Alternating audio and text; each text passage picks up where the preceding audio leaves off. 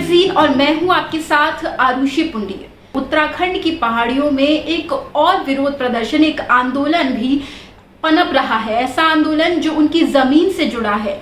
भू कानून के लिए लोग अलग अलग जगह विरोध प्रदर्शन कर रहे हैं। पूरे उत्तराखंड में लोग भू कानून में बदलाव की वजह से परेशान हैं और गुस्सा है। राज्य में जगह जगह आंदोलनों की सुगबुगाहट है। सोशल मीडिया पर इस मुद्दे पर कई ट्रेंड्स चल रहे हैं।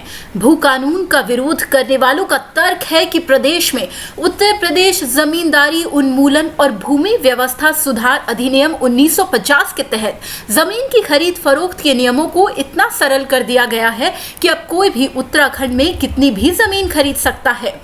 तो वहीं उत्तराखंडियों का मानना है कि आर्थिक रूप से कमजोर स्थानीय लोग लाचारी में अपनी जमीन बाहरी लोगों के हाथ में जाते हुए देखते रहेंगे। दरअसल उत्तराखंड में भूमि कानून का मुद्दा जोर पकड़ रहा है, मगर ये मुद्दा यूं रातों रात खड़ा नहीं हुआ है।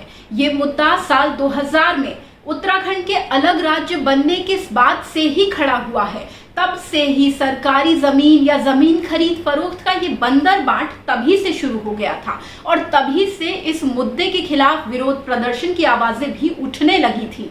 लेकिन अब उत्तराखंड में सरकारी फेरबदल के बाद से ये मुद्दा तूल पकड़ रहा है।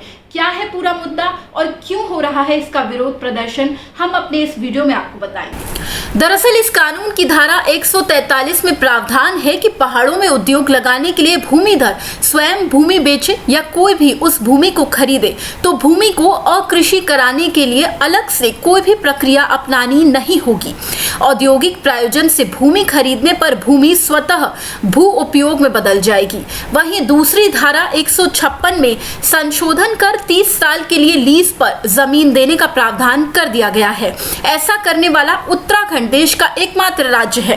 अब चिंता जताई जा रही है कि औद्योगिक निवेश के नाम पर पूंजीपतियों के लिए पहाड़ में भूमि खरीदने का दरवाजा खोला जा रहा है।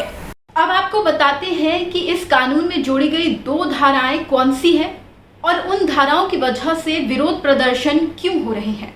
साल 2002 के बाद एनडी तिवारी सरकार ने उत्तराखंड में पहली बार बाहरी लोगों की जमीन खरीद फरोख्त की सीमा तय की थी और ये सीमा थी 500 वर्ग मीटर। उसके बाद साल 2007 में राज्य में भाजपा की सरकार बनी और इस सरकार ने बाहरी लोगों की जमीन खरीद फरोख्त की सीमा को घटाकर 250 वर्ग मीटर कर दिया। उसके बाद साल 2018 में त्रिवेंद्र सिंह रावत ने पहाड़ों में औद्योगिक निवेश के मकसद से भूमि कानून में बदलाव करवाए और इन बदलावों के तहत ये कहा गया कि बाहरी लोग 12.50 एकड़ से अधिक जमीन पहाड़ों में निवेश के तौर पर खरीद सकते हैं। तो इन जमीन खरीदने के लिए पहाड़ों में कुछ सेक्टर्स भी चिन्हित किए गए थे। उन चिन्हित सेक्टर्स में ही बाहरी लोग वो जमीन खरीद सकते थे।